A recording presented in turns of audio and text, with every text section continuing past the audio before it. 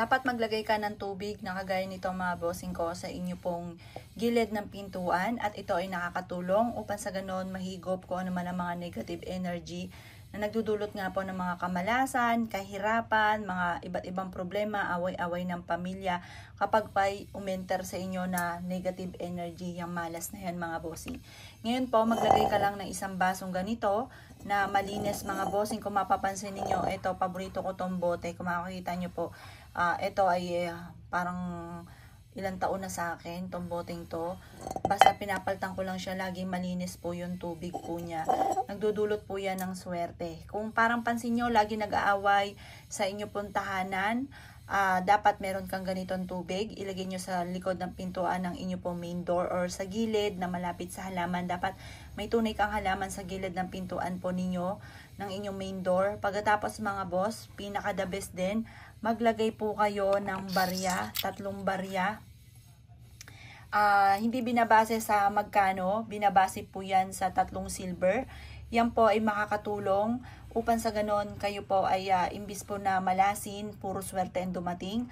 Ang bilog ay nag-a-attract po ito ng pera, maraming pera. Kung mailap ang swerte sa inyong pamilya, maglagay kayo ng 3 barya dito sa tubig. Makakatulong po yan upang sa ganon, imbis na mailap ang pera, iadya ka lagi kung saan lagi naman ikaw ay magkakaroon ng maraming pera. Proven na po ito, favorite ko ito. Meron pa nga akong kakilala mga boss, sila po ay lugi sa negosyo. Magsasarado na sila pero naisipan niya at napanood niya yung aking video, naisipan niya na gumawa ng ganito. Alam niyo po ba, may dumating sa kanilang magandang oportunidad at imbis po na magsara yung negosyo po nila, mas nag-grow pa po yung kanilang negosyo, hindi na sila nagsara. Mantalang nakaplano na kung kailan magsasara, pero ginawa po nila ito, may dumating na magandang oportunidad sa kanila. At yun nga po ay nagtuloy-tuloy at ngayon ang alam ko may mga franchise pa po sila sa kanilang negosyo. Ngayon kung ikaw ay isa rin sa mga mahilig sa mga ganyan mga pampaswerte, gawin nyo po ito ng Tuesday or Friday.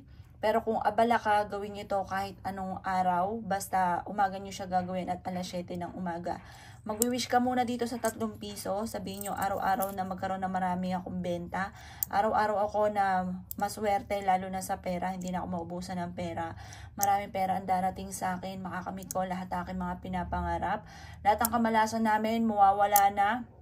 Lahat ng karamdaman namin ay mawawala na, magkakaroon kami ng mahabang buhay. Lahat ng mga purwisyo sa buhay namin, lalayuan na po kami. At matitigil na kung ano may mga pag-aaway-away sa pamilya. At imbis na pag-aaway ay mamumutawi ang pagmamahalan sa buong pamilya. Pagtapos ka na mag-wish, nakaharap ka sa gawin silangan kapag nagwi-wish ka. Alas 7 ng umaga nyo ito gagawin at ihulog na po ito dito sa tubig.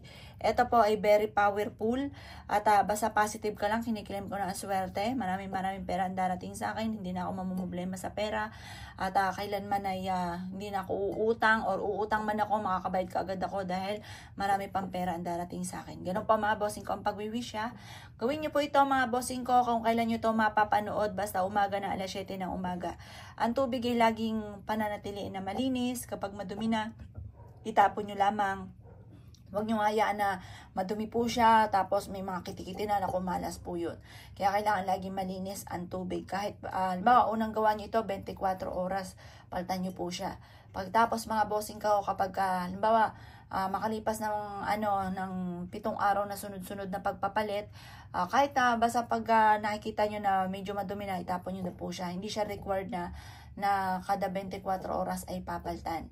Ayan. Ngayon pa mga boss ko, ikinaniwala at nais nyo po itong gawin. Gusto nyo mas lumibel up ang swerte, maka-attract ng swerte, subukan nyo na po ito at huwag ka na magpatumpik-tumpik pa. At kung gagawa ka ng ganito, ay siya mga boss, good luck po sa iyo po lahat.